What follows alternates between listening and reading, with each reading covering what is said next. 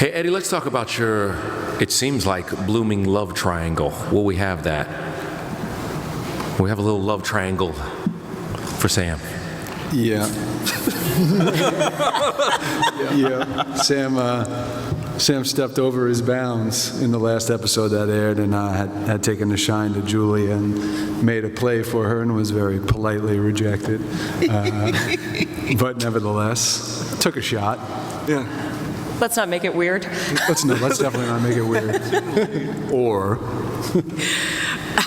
That's tricky because I feel like we also, the episodes take place, obviously, every week, and I know this from watching shows, in my own life, where a week goes by and it might be a day in the life of the series, but for you, when it's been a whole week, you sort of feel like time moves faster and it's been longer, but we've really only been under the dome for about a month, and so one of the things that was a little bit tricky was, conflict between Julia and Barbie, introducing someone else who might be like-minded and sort of find a way, but I also lost my husband a month ago, so it's like you want to sort of play carefully in that realm and try to keep it a little bit realistic, even though we are a sort of sci-fi show. I call it tricky. I call it slutty. Yeah. Didn't say I wasn't having a good time. That's it. You're talking about a guy who's been in a cabin for the better part of 10 years. One day decides to take a walk outside, and there's a beautiful redhead in the forest. You know what I mean? It's like, oh, hey, I'm in. I'm back. And by the way, let's talk a little bit about how Barbie has. Well, in the beginning, we didn't know whether he was a good guy or a bad guy. He starts the whole show by burying your husband. And so we're like, did he kill your husband? Didn't he kill your husband? Now you love him. So? What's that evolution?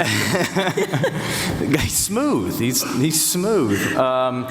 No, I think, as she said, it's a difficult line to walk, kind of pinning the reality of life and how people would react to, say your new love interest having offed your husband, but also the heightened chaos of a dome coming down around your town, which is equally as unbelievable.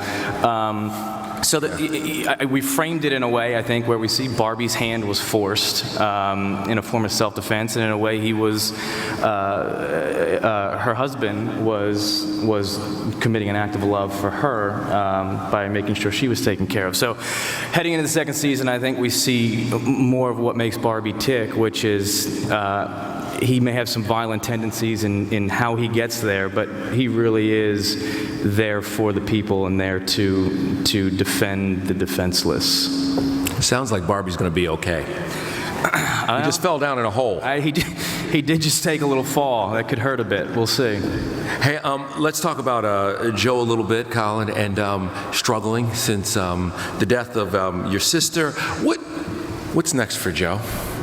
I think just in season 2 alone, after he finds out that Angie's gone, and I think he's angry. I think he wants to know who did it. And I think the whole season, Joe kind of undergoes this transformation period between being a young man to being an adult. And I think that's just a big, I think that Barbie is a huge role model to Joe even. I think that he provides this example of heroic behavior as well as just bravery, and then being able to just, despite all the bad situations that are going on, just find the good, or if you can't find the good, just move on, because that's what we have to do in this situation. I think that he gets a lot of those notions from Barbie. And he's messing around with Nori and Melanie. Yes. He also spends most of the show running around with a tablet trying to get email so that he can respond to his millions of Twitter followers, but he can't get email in there. So, That's right. That's why he's not tweeting you back, ladies. Stop asking me why he's not tweeting you back, because he doesn't have email under the dome. Yeah, but who's tweeting him? So we do find out. So, especially with you guys, if you go to houndsofdiana.com, it's like the Hounds of Diana. We're the first show, I think. Maybe there's some others that have done this, but in episode 3, Joe and Junior got emails. You saw Junior got a video from his mother. That is kind of something we haven't even talked about yet, that she's alive. But who's sending that? And so we have a digital character who's working out of houndsofdiana.com.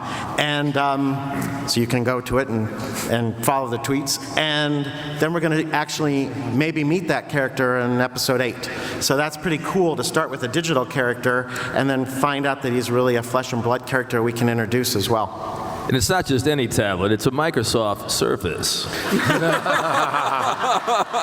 Hashtag swag. I'm still waiting for my Prius.